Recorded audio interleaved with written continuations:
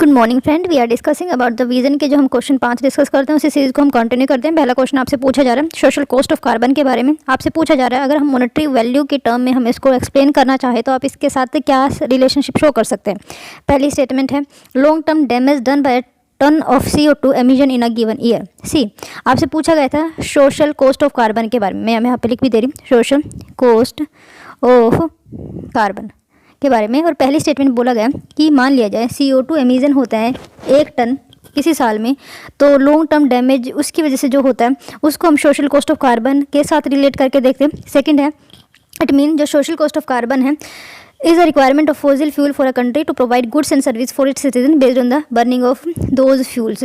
तो ठीक है, कार्बन एमिशन जो 1 टन यहाँ पे एमिट हुआ है क्यों हुआ है, ताकि जो सर्विसेज है गुड्स एंड सर्विसेज है सिटीजन ऑफ इंडिया को प्रोवाइड की जा सके, तो उसकी वजह से कार्बन एमिशन होते हैं, उसी को हम सोशल कॉस्ट ऑफ कार्बन के नाम से जानते हैं। नंबर 3 है effort put in the climate refuge to adapt to live in a new place. कुछ नहीं है इसमें, जो क्लाइमेट रिफ्यूजी वगैरह होते हैं उनको अडेप्ट करने के लिए न्यू प्लेस में जितनी कार्बन एमिट होती है, क्या उसको हम सोशल कॉस्ट ऑफ कार्बन के नाम से जानते हैं। 4 है contribution of individual person to the carbon footprint on the planet earth. तो आपको बताना है कौन सा इस में से आपको सही लगता है। I again repeat the question. पहली बात तो हमने सोशल कॉस्ट ऑफ कार्बन को मॉनेटरी टर्म में डिफाइन करने की कोशिश की है। पहले में बोला गया था कि लॉन्ग टर्म डैमेज जो 1 टन ऑफ CO2 एमिशन की वजह से होता है पूरे साल के अंदर। सेकंड स्टेटमेंट में बोला गया था गुड्स एंड सर्विस प्रोवाइड करने के लिए सिटीजन को मीट करने के लिए रिक्वायरमेंट, उसको हम सोशल कॉस्ट ऑफ कार्बन के नाम से जानते हैं। थर्ड टर्म थी एफर्ट जो क्लाइमेट रिफ्यूज को अडेप्ट करने के लिए कार्बन एमिट जो होती है उसको हम सोशल कॉस्ट ऑफ कार्बन के नाम से जानते हैं। 4th है contribution of individual person so that the carbon footprint on the planet earth can be reduce. Let's see the next question. Next question अगर हम देखें तो that is can correlate with the polity section. I can write it here. First statement में इस तरीके से देखें in the context of the right to fair compensation and transparency in the land acquisition, rehabilitation and resettlement act of 2013, जिसको short form में RFCTLARR के नाम से जानते हैं। Which of the following statement is not correct? आपसे पूछी जा रही है इनमें से कौन सी स्टेटमेंट करेक्ट नहीं है। As per the act right to fair compensation transparency in the land acquisition, rehabilitation and resettlement act of 2013, first statement is like that the act provide for the acquisition of land by the government for both strategic purpose and infrastructure project. तो मतलब ये है कि जो आपका इस act के तहत कौन सा जो है right to fair compensation etcetera उसके तहत इस में गवर्नमेंट जो है स्ट्रेटेजिक पर्पज़ के इंफ्रास्ट्रक्चर प्रोजेक्ट के लिए लैंड को एक्वायर कर सकती है। मतलब ये एक टाइप से एग्जम्पशन दे रखा है इसमें। सेकंड स्टेटमेंट है when land is acquired by the government for public private partnership project prior consent of at least 70% of the affected families is required. मतलब ये है कि पब्लिक प्राइवेट पार्टनरशिप में गवर्नमेंट काम कर रही है और वो प्रोजेक्ट को कंप्लीट करना है किस किस को, पब्लिक को। मतलब पब्लिक का मतलब ये है गवर्नमेंट को कह सकते हैं और प्राइवेट को, दोनों ही साथ में मिलकर काम करते हैं। तो उस केस में 70% की जो आसपास की फैमिली उनको यहाँ पे कंसेंट देना पड़ेगा तो ही लैंड एक्वायर की जा सकती है। Number 3 both central government and the state government have to carry out social impact assessment if they needed to acquire land. मान लिया जाए कोई भी प्रोजेक्ट है उसको हमने एक्वायर कर लिया है लेकिन उसके बाद सोशल इम्पैक्ट असेसमेंट करना जरूरी है इस एक्ट के तहत। नंबर 4 है land acquired but utilised for a period of 1 year will be by default consider return to the owner. मान लिया जाए इस एक्ट के थ्रू लैंड को एक्वायर किया जाता है लेकिन 1 साल तक उसमें कोई काम नहीं होता है, तो वो जो लैंड है वो जिससे लैंड ली है उन्हीं के पास चली जाएगी। क्या ऐसी स्टेटमेंट तो सही है? तो आपको बताना कौन सा यहाँ पे सही है। ठीक है, let's see the next question. अगले क्वेश्चन पे चलते हैं। दैट कैन को related with the science and technology section. Which of the following can be used as the source of DNA in the forensic analysis. बताइए भी इनमें से क्या जो है सोर्स ऑफ DNA है फोरेंसिक एनालिस्ट में। Bone, red blood cell, saliva, skin tissue. तो आपको बताना कौन सी स्टेटमेंट यहाँ पे सही है। मतलब ये है कि DNA को पाने के लिए कौन सा फोरेंसिक एनालिस्ट यूज़ करते हैं बेसिकली। मतलब ये है कि DNA हमें कहाँ से मिल सकता है। बोन से मिल सकता है, जो बोन मैरो वगैरह होते हैं। फिर है रेड ब्लड सेल्स से मिल सकता है, स्लाइवा से, स्किन टिश्यू से। तो आपको बताना कौन सा यहाँ पे स्टेटमेंट सही। ऑप्शन आपके सामने है, इजी क्वेश्चन है मेरे हिसाब से। अगले क्वेश्चन पे चलते हैं। अगला क्वेश्चन है central government has notified rules for the filing complaint with the Lokpal in this contest consider the following statement है। ठीक है, सेंट्रल गवर्नमेंट के द्वारा फिलहाल रिसेंटली ना अभी न्यू कानून नोटिफाइड किए गए कुछ रूल्स किस लिए, ताकि लोकपाल को कंप्लेंट फाइलिंग वगैरह की जा सके। पहली स्टेटमेंट है the complaint to the Lokpal can be made by the Indian citizen only. It mean that जो कंप्लेंट है सिर्फ इंडियन सिटीजन ही मेड कर सकता है। मतलब इंडियन सिटीजन ही लोकपाल को कंप्लेंट कर सकता है। सेकंड है the identity of the complaint और the accused official will be protected by the Lokpal till the conclusion of inquiry और इन्वेस्टिगेशन। मतलब ये है जो complaint, the identity of the complaint और the accused official will be protected by the Lokpal till the conclusion of inquiry और investigation. Number third, no complaint can be filed to the Lokpal against a public servant under the army act. मतलब ये है कि कोई भी complaint नहीं file की जा सकती लोकपाल के against public servant army act के हिसाब से। तो आपको बताना कौन सी यहाँ पे स्टेटमेंट सही। आगे बढ़ते हैं। अगला एंड द लास्ट क्वेश्चन है ज्योग्राफी से, आप इसको रिलेट करके देख सकते हैं। That is related the equatorial counter current के बारे में, शायद ये मैंने पहले भी बता रखा है। पहली स्टेटमेंट है it is the counter current which flow from west to east. ये आपका वेस्ट हो गया, ये ईस्ट हो गया, तो वेस्ट टू ईस्ट ये एक काउंटर करंट है जो वेस्ट टू ईस्ट फ्लो करती है। सेकंड है it primarily runs in the direction opposite to that of the surface trade wind. Number third, it is prevalent in all ocean throughout the year. तो पता ना कौन सा यहाँ पे सही, first second third, second third, first second third. अगले question या फिर आंसर देख लेते हैं। पहले क्वेश्चन में था सोशल कॉस्ट ऑफ कार्बन को हम डिफाइन करते हैं जब 1 टन ऑफ CO2 एमिशन एक साल के अंदर लॉन्ग टर्म डैमेज की वजह से रिलीज होती है। बाकी आपको यहाँ पे आंसर में मिल जाएगा। आगे बढ़ते हैं। सेकंड स्टेटमेंट पूछा गया था कौन सा इनमें से इनकरेक्ट है। इनकरेक्ट का पूछा गया था लैंड एक्वाइजेशन के एक्ट के हिसाब से जो 2013 में आया था। पहली स्टेटमेंट थी land provide for the acquisition of land by the government for both. मतलब ये है कि गवर्नमेंट स्ट्रेटेजिक पर्पज के लिए इंफ्रास्ट्रक्चर डेवलपमेंट के लिए लैंड को एक्वायर कर सकती है। स्टेटमेंट सही है, बिल्कुल सही है। पब्लिक प्राइवेट पार्टनरशिप के अंडर कोई लैंड एक्वायर की जाती है गवर्नमेंट के द्वारा या फिर बोथ पार्टीज़ के द्वारा, मतलब पब्लिक और प्राइवेट दोनों को मिला के, तो वहाँ की जो आसपास की 70% ऑफ द फैमिलीज़ को कंसेंट यहाँ पे देना पड़ता है। थर्ड देख ले रहे हैं both central government and state government has to carry out social impact assessment. अगर लैंड एक्वायर की जाती है, मतलब जो लैंड एक्वायर की जाती है उसमें सोशल इम्पैक्ट असेसमेंट भी करना ज़रूरी होता है। तो ये भी सही है। Land acquired but utilise for a period of 1 year will be default consider return to the owner. ऐसा नहीं है, यहाँ पे कुछ एग्जाम्पशन वगैरह दे रखा है। तो D is not correct. Let's see the next question and the answer of the fourth question that is related to the Lokpal. In this context आपको बताना था कौन सा यहाँ पे सही। पहला स्टेटमेंट देखते हैं the complaint to Lokpal can be made by Indian citizen. नहीं, फॉरेन भी कर सकता है, फॉरेन जो सिटीजन है रेसिडेंट भी कर सकता है और शायद से रिफ्यूजी भी कर सकता है। सेकंड देखते हैं the identity of the complaint of the accused official will be protected by the Lok party the conclusion of the inquiry और इन्वेस्टिगेशन। ऐसा नहीं है, जो कंप्लेंट है उसकी जो आइडेंटिटी है वो through out the process after the process reveal नहीं की जाने की बात की जाती है। तो सेकंड स्टेटमेंट बिल्कुल सही है। Number third, no complaint can be filed to Lokpal against the public servant under the army act. तो ये भी सही है। तो सेकंड एंड थर्ड यहाँ पे सही है। बाकी आप यहाँ पे एक्सप्लेनेशन में देख सकते हैं। अगले क्वेश्चन पे चलते हैं। दो आपको DNA से रिलेटेड था। आपसे पूछा जा रहा था कि DNA हम कहाँ से निकाल सकते हैं, कहाँ से ले सकते हैं, कहाँ से एग्जामिन कर सकते हैं फोरेंसिक एनालिसिस को करने के लिए। Bone, red blood cells, saliva, skin tissue. तो चारों के चारों ऑप्शन यहाँ पे सही है। चारों के चारों ऑप्शन यू कैन सी। अच्छा, सेकंड नहीं होगा, मतलब रेड ब्लड सेल्स से हमें कोई DNA नहीं मिलेगा। ऐसा क्यों भाई? Let's see. Blood is an excellent source of the human DNA। DNA is present in the white blood cell of the human but not red blood cell which lack nucleus. क्यों नहीं होता है? क्योंकि हम यहाँ पे न्यूक्लियस प्रेजेंट ना होने की वजह से रेड ब्लड सेल्स में वो अच्छा सोर्स नहीं माना जाता है DNA के लिए, राइट। क्योंकि जो DNA है कहाँ पे होता है? न्यूक्लियस के अंदर प्रेजेंट होता है। जब रेड ब्लड सेल्स में न्यूक्लियस है ही नहीं तो वहाँ पे DNA को भी हम नहीं पता लगा सकते। यस, जो ब्लड के जो धब्बे होता है वो सिर्फ रेड ब्लड हमें दिखता है ना। रेड ब्लड सेल्स मतलब रेड कलर का हमें दिखता है because the presence of the Hg, not because of the red blood cells, right. And but that is the different story कि रेड ब्लड सेल्स के ऊपर ही हेमोग्लोबिन प्रेजेंट होता है, लेकिन उसी जो मतलब उसी जो धब्बे होते हैं ब्लड के उसमें सीरम भी प्रेजेंट होते हैं, कॉर्पस्कल भी प्रेजेंट होती है और वाइट ब्लड सेल्स प्लेटलेट्स भी प्रेजेंट होते हैं। मतलब ये एक टाइप से मिक्सचर होता है। ऑल्दो हमें रेड कलर का दिखता है पर जो खून होता है सिर्फ रेड ब्लड सेल्स से ही नहीं बल्कि WBC से भी बना होता है। तो WBC वहाँ पे यूज़ की जाती है DNA को पहचानने के लिए। खैर आगे बढ़ते हैं। इक्वेटोरियल काउंटर करंट के बारे में पूछा गया था। It is the counter current which flow from the west to east. क्या स्टेटमेंट सही है? तो ये सही है। काउंटर करंट की जब हम बात करते हैं तो वेस्ट टू ईस्ट ही फ्लो करती है। It primary run in direction opposite to that of the surface trade wind. जो वहाँ पे सरफेस ट्रेड विंड है, फॉर एग्जांपल ट्रेड विंड्स जिसको हम ईस्टर्लीज के नाम से भी जानते हैं, वेस्टर्लीज के नाम से भी, उनके इन्फ्लुएंस के अपोजिट डायरेक्शन में ये फ्लो करती है। ये इसकी एक पेकुलियर थिंग है।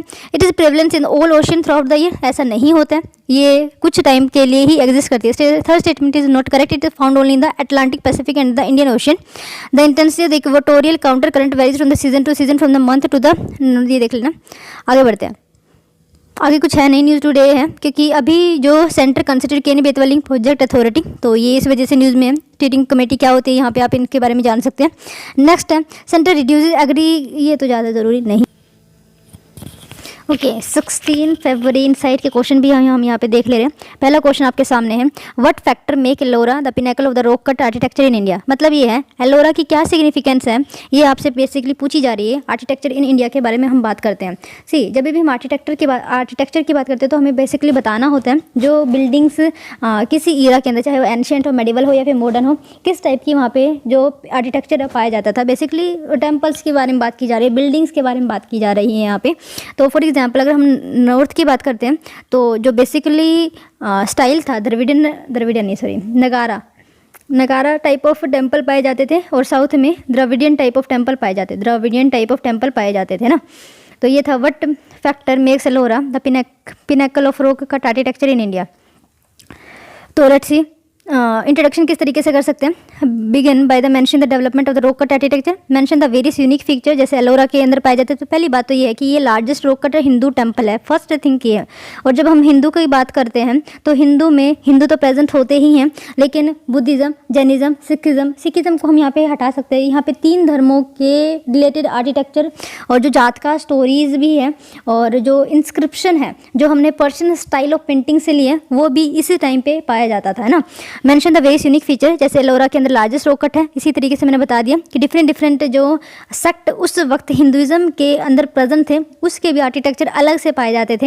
एंड इंस्क्रिप्शन उन्हीं से रिलेटेड, उन्हीं की जतखा स्टोरी की फॉर्म में, उन्हीं की महाभारत जो स्टोरीज़ हैं वो वॉल पे लिखी जाती थी। तो ऐसा स्कल्पचर उस वक्त पाया जाता था। जैसे यहाँ पे बता भी दिया गया है, जैसे बुद्धिस्ट हो गया, हिंदूज़ हो गए, जैन मोन्यूमेंट उस वक्त पाए जाते थे।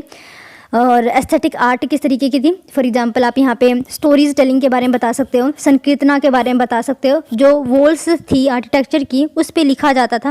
ओके तो ये उस वक्त की सिग्निफिकेंस थी। एंड कंक्लूड कीजिए, समराइज कर सकते हैं आप एक इसकी सिग्निफिकेंस, आज किस तरीके से इसको यूज़ किया जाता है और किस तरीके से ये हमें उस वक्त की हिस्ट्री को समझने में हेल्प करते हैं। इस तरीके से आप इसको कंक्लूड कर सकते हैं। सेकंड क्वेश्चन पे चलते हैं। The Mughal architecture evolved in a phased manner. Yes, बिल्कुल सही बात है। जो मुगल आर्किटेक्चर है वो फेज्ड मैनर में इवॉल्व हुआ है। और शाहजहाँ के टाइम पे ये अपने जेनिथ पे था। तो आपको बताना है, इसको थोड़ा सा एलोब्रेट कीजिए। बेसिकली कुछ नहीं बताना है। देखो, जब हम मुगल की बात करते हैं तो जब फर्स्ट बैटल ऑफ पानीपत के बाद तो इनका यह राज हो गया था, मुगल्स का बेसिकली राज की हो गया था, है ना। अब पहला मुगल कौन था, बाबर हुआ करता। बाबर के टाइम पे कुछ खास डेवलपमेंट नहीं हुआ था, लेकिन 4 बाग जो प्रणाली है उनके द्वारा ही लेकर आई गई थी। ये इसका सिग्निफिकेंस है। सेकंड, जब हम हुमायूं की बात करते हैं तो हुमायूं के बाबर के टाइम में क्या क्या बना है, पानीपत के अंदर एक मस्जिद वगैरह बनाई गई थी। इनके टाइम में 2 चीज़ बनी थी, ये आपको पता होना चाहिए, देख लेना कौन कौन सी थी। फिर हुमायूं के टाइम पे क्या क्या बने हैं इसका एग्जाम्पल देके बता सकते हैं। फिर उसके बाद अकबर, अगर थोड़े बहुत कंट्रीब्यूशन यहाँ पे आप दिखा सकते हैं। और फिर शाहजहाँ के बारे में जो उनके द्वारा बनाई गई, जैसे रेड फोर्ट हो गया, ताजमहल हो गया, कितना भव्य है ये पूरा का पूरा जो आर्किटेक्चर उनके टाइम पे बना है, ये इनके सिग्निफिकेंस भी है। और किस तरीके से ये एक डाउनफॉल का भी रीज़न बनता है after the Aurangzeb in the Mughal. खैर, किस तरीके से आप इसको स्टार्ट कर सकते हैं, जो इनसाइट के द्वारा प्रोवाइड किया गया उसकी मैं एक्सप्लेनेशन दे रही हूँ। In a brief right about the grandeur of the Mughal architecture, और किस तरीके से डिस्टिंक्ट स्टाइल ऑफ आर्ट उस वक्त एमर्ज हुई थी। बॉडी में आप लिखोगे, डेवलपमेंट को ट्रेस कीजिए जो various architecture, aesthetic awareness with example, जैसे बाबर एंड हुमायूं जो है ज़्यादा प्रोग्रेस नहीं कर पाए थे क्योंकि इनके पास ज़्यादा टाइम ही नहीं हुआ था। तो क्योंकि बाबर को बेस बनाने में टाइम लग गया था। सेकेंडली, हुमायूं को शेरशाह सूरी ने टफ कंपटीशन दिया था, तो वो ज़्यादा अच्छी तरीके से स्टेबलाइज इंडिया में नहीं हो पाया था। तो ज़्यादा फोकस अकबर के द्वारा किया गया था। अकबर एक डिस्टिंक्ट स्टाइल उस वक्त एमर्ज हुआ था। The initial use of the style of the Bengal and Gujarat को मिक्स करके और पर्शियन का कुछ एलिमेंट को मिक्स करके इनके द्वारा, जैसे लाहौर है, मरियम महल है, जोधा का महल है, बिरबल का महल है, इनके द्वारा बनाया गया था। तो ये आप यहाँ पे एग्जाम्पल के तौर पे लिख सकते हैं। फिर then a distinct style at a monument at Fatehpur Sikri, ये एक बहुत अच्छा उदाहरण दे सकते हैं इनके केस में, अकबर के में, क्योंकि इनके द्वारा बहुत भव्य मंजिल बनाई गई थी फतेहपुर सीकरी के अंदर ही, जब उनके द्वारा गुजरात का जो युद्ध है वो जीता गया था 1576 के अंदर। And Delhi Jahangir mention the few example edit and changes witness with example. Shah Jahan की बात कर ले। Shah Jahan write about how Mughal architecture reach it zenith under him, इनके द्वारा क्या क्या बनाए गए थे। फिर औरंगजेब के टाइम के थोड़ा सा कंट्रीब्यूशन यहाँ पे बता सकते हैं। एंड फिर समराइज़ कीजिए किस तरीके से आज के टाइम में टूरिज़्म का मेन अट्रैक्शन है ताजमहल, तो ये इसकी सिग्निफिकेंस है जो आज भी हम यूज़ करते हैं, और उस वक्त की हिस्ट्री को जानने में, उस वक्त के socio political, religio political situation, circumstances को समझने के लिए भी ये यूज़ की जाती है। तो ये इसका सिग्निफिकेंस है ना। Let's see the next question. Next question जो टॉपिक हमने लिया है, issue relating to development and management of the social sector services relating to the health, education and human resources. Third question पे चलते हैं। द पेंडेमिक हैज़, क्या ये appended schooling, yes, pandemic की वजह से जो स्कूल है वो कहीं ना कहीं अपाहिज से हो गए हैं ना। Hence a well plan and holistic effort is required on the part of the government in order to negate long term negative impact. Yes, सही बात है। मतलब कोविड-19 की वजह से या फिर ऑनलाइन एजुकेशन की वजह से कहीं ना कहीं एजुकेशन को नेगेटिवली इम्पैक्ट हुआ है, लेकिन पॉलिसी इंटरवेंशन थ्रू गवर्नमेंट अगर करेगी तो जो लॉन्ग टर्म इम्पैक्ट नेगेटिवली हुए हैं कोविड-19 की वजह से, तो उसको हम रिड्यूस कर सके, ये चीज़ आपको डिस्कस करनी है इस क्वेश्चन के अंदर। ठीक है, ये जो टॉपिक है पूरा हिंदू से लिया गया। In the last 2 year India has achieved the dubious distinction in becoming the country with the second longest COVID-19 pandemic linked school closure in the world, next by the Uganda। C, Uganda के बाद हमारी country second country बन गई है जिसके द्वारा school को इतने लंबे ड्यूरेशन तक ओपन किया गया है। पहली स्टेटमेंट में यही बोलने की कोशिश की जा रही है। की डिमांड क्वेश्चन की ये है कि किस तरीके से शॉर्ट टर्म इम्पैक्ट हुआ है, उसी तरीके से आपको लॉन्ग टर्म इम्पैक्ट के बारे में बताना है। किस तरीके से जो पीपल हैं पॉवर्टी की वजह से वो एजुकेशन को रीच नहीं कर पाएंगे। पहला तो एक नेगेटिव पॉइंट ये हो सकता है। सेकेंडली, जो ड्रॉप आउट हुए हैं, जो एजुकेशन वो नहीं ले पाए हैं, फिर भी उनके द्वारा एग्ज़ाम दिए गए हैं और वो भी बोर्ड के एग्ज़ाम है, तो वेरियस इंस्टीट्यूशंस, कंपनीज, MNCs वगैरह पता नहीं उनको नेगेट कर सकती है उस डिग्री के लिए, बेसिकली डिग्री वटेवर और सर्टिफिकेट जो भी आप कहना चाहें। दिस इज एन ऑल, ठीक है। इंट्रोडक्शन किस तरीके से करेंगे, start by giving the context regarding the impact of covid on education sector. तो पहला तो यही हो गया। देन बॉडी आप किस तरीके से लिखोगे, first elaborate on the disruption cause and prevent some statistics. तो कितना डिसरप्शन कोज किया गया as per various report, whether be the World Economic Forum, IMF, World Bank, कोई भी एक कोट कर सकते हो रिपोर्ट यहाँ पे। Write about the potential negative consequences of the above. Next में आपको लिखना है detail, explain the step that are needed to prevent it. Relaxing the detention policy is a welcome step but much more is needed. जो detention policy थी वो भी एक अच्छा स्टेप है, गवर्नमेंट के द्वारा भी लिया गया है। Prioritising student who are unable to return, negating the negative economic consequence. पहली बात तो हमें जो इकोनॉमिक स्टेटस है फैमिली का, उसको इन्हांस करने की ज़रूरत है, उसको नेगेट करने की ज़रूरत है। जो भी नेगेटिव कॉन्सिक्वेंसेस कोविड-19 की वजह से economics of the families, of the people, individual पे हुआ है ना, एंड फिर हमें ध्यान में रखने की ज़रूरत है, या फिर ये एक एक्स्ट्रा रिस्पॉन्सिबिलिटी टीचर्स के ऊपर दे देनी चाहिए, ताकि जो भी पर्सन ड्रॉप आउट हुआ ड्यूरिंग द कोविड-19 को दोबारा बुलाया जा सके, ताकि चाइल्ड लेबर, जो भी नेगेटिव प्रैक्टिसेस हैं उसको कम किया जा सके, और जो हमारा यूथ है उसको एजुकेशन की तरफ अग्रसर किया जा सके, है ना। Negative economic consequences on the family, achieving convergence in the various government. तो जितनी भी गवर्नमेंट स्कीम, पहली बात तो उनको अवेयर कराया जाए, सिनॉप्सिस वगैरह वहाँ पे क्रिएट किए जाए, और क्या किया जा सकता है। तो ये इस तरीके से आप इसका सोल्यूशन दे सकते हैं। Then conclude with the way forward. Next है तो जनरल स्टडीज़ का third topic, welfare scheme by vulnerable section, central state and the performance of these scheme, mechanism, laws, institution and bodies constituted for the protection and the betterment of these vulnerable section. Fourth question पे चलते हैं। Caste based census provide data that will help further streamline affirmative action and ensure the welfare measures such as the people who truly need it critically analyze। I again repeat the question खुद मुझे समझ नहीं है। पहले है cast based census जो है हमें इन्फॉर्मेशन प्रोवाइड करते हैं। Caste based census provide data that will help further streamline affirmative action. Cast based census जो है वैसे पहली बात तो 1931 में सबसे पहली बार हुआ था, और जो affirmative action government of India के द्वारा प्रोवाइड की गई in the form of the reservation to provide the equity in the schooling and ensure the welfare measure reach the people who truly needed it. जिसको सबसे ज़्यादा देखो, affirmative action को हम रिजर्वेशन पॉलिसीज की तरफ देखते हैं ना। अफर्मेटिव एक्शन दैट इज को equivalent congruence with the reservation policy of the government, reservation policy of the government. अगर हमारे पास कास्ट बेस्ड सेंसस है, उनके बारे में रिपोर्ट है कि इनका कितना डेवलपमेंट है, कितना नहीं हुआ है, तो उनको ही रिजर्वेशन का फ़ायदा मिलना चाहिए। लेकिन जो ऑलरेडी फ़ायदा उठा चुके हैं उनको एक्सक्लूड भी करना चाहिए उस स्कीम के अंदर, ताकि जो भी न्यू इंट्रोड्यूसर है उनको ज़्यादा बेनिफिट हो सके। अदरवाइज़ तो हम इंक्लूड करते रहेंगे, एक्सक्लूड ना करें तो जो अफर्मेटिव एक्शन कॉन्स्टिट्यूशन के द्वारा बेसिकली दिए गए हैं, उनका कोई मतलब नहीं रह जाता है। और बाय टाइम एंड टाइम 5 साल 10 साल 15 साल बाद कहीं ना कहीं एक मॉनिटरिंग और रिव्यू करने की ज़्यादा ज़रूरत पड़ती है। और तो ये इसका एक पॉइंट हो सकता है। खैर, इसमें क्रिटिकली एनालाइज करने के लिए बोला है। लेट्स सी कि किस तरीके से हम इसको आंसर कर सकते हैं। Last month Supreme Court of India के द्वारा अपहेल्ड किया गया था 27% ओबीसी जो all India quota seats National Eligibility cum Entrance Test के लिए दी जाती है। और ये पूरा का पूरा principle 15 clause 1 of the Constitution के हिसाब से चलता है। की डिमांड क्वेश्चन किए to write about the benefit of the collecting caste based data in census as well as the harm it might cause in light of the relative of the Indian society. Critically examine we have to look into the topic in detail, inspect it, investigate it, and establish the key fact and the issues related to the topic in question. While doing so, we should explain why these facts and issues are important and their implication. Critically suffix यहाँ पे लगा हुआ है। खैर, introduction किस तरीके से दे सकते हैं कि कास्ट बेस्ड सेंसस 1921 में सबसे पहले हुआ था और 2011 में भी हुआ है, लेकिन उसकी जो रिपोर्ट है, उसकी जो डेटा है वो पब्लिसाइज नहीं की गई है ताकि एक कॉमनल डिसहार्मनी ना पैदा हो जाए। कहीं ऐसा ना हो जितना भी रिजर्वेशन दिया गया है उसको पॉपुलेशन नेगेट कर दे ना।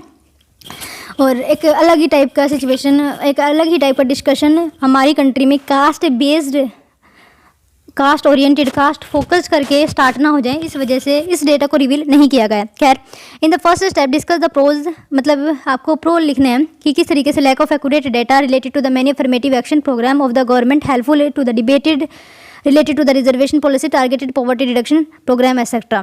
फिर आपको डिस्कस करना है कौन से इसके क्या क्या नुकसान है, प्रोज कौन से।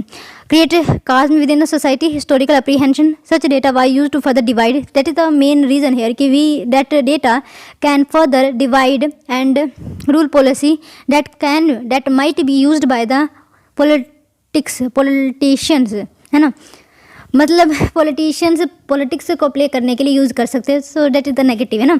The relative the Indian society and the implication that would have in situation to difference between communities, it would be a process recording caste generate a conception of community as a homogeneous and the classifiable community and thereby influence the process of the political representation. खैर, अगले question पे चलते हैं। Global competitiveness will be increasing determined by the equality of the science and technology which in turn will depend upon dynamics of the research and development ecosystem aided by the budgetary allocation analyse. Okay, कुछ नहीं है। Global competitiveness will be increasingly determined by the quality of science and technology।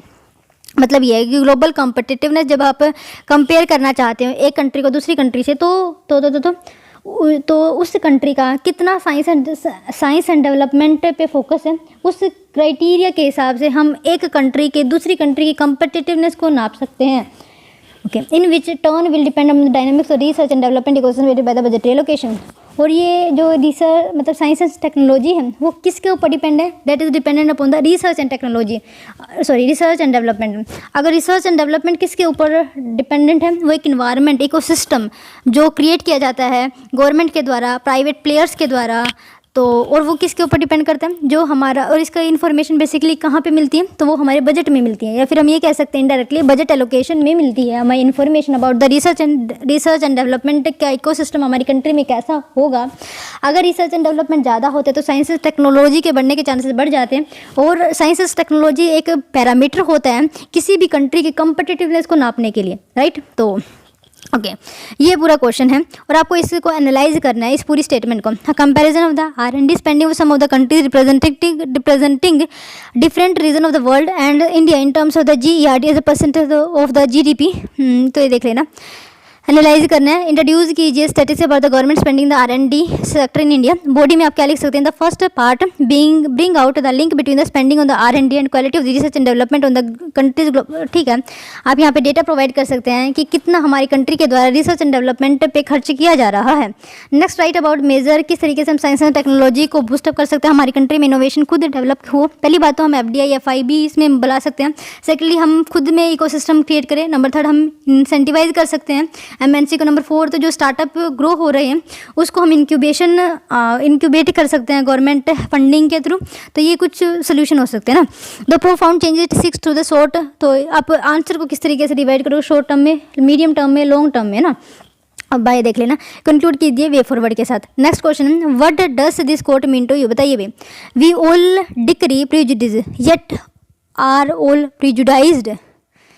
I don't know, मुझे खुद नहीं समझ में आया। देखो, ये पार्ट 4 में है और इसका लिटिल मीनिंग क्या होगा ये भी बता सकते हैं। क्वेश्चन आपसे प्रीजुडिस के बारे में पूछा है, प्रीजुडाइज या प्रीजुडिस जो भी आप बोलना चाहे, प्रीजुडाइज के बारे में पूछा जा रहा है। कुछ नहीं है, देखो क्या होता है, हमारा एटीट्यूड किसी भी पर्सन के लिए 3 चीज़ों के ऊपर डिपेंड करता है। पहला है हमारे इमोशन, कि हमारे इमोशन उस पर्टिकुलर पर्सन के लिए कैसे हैं।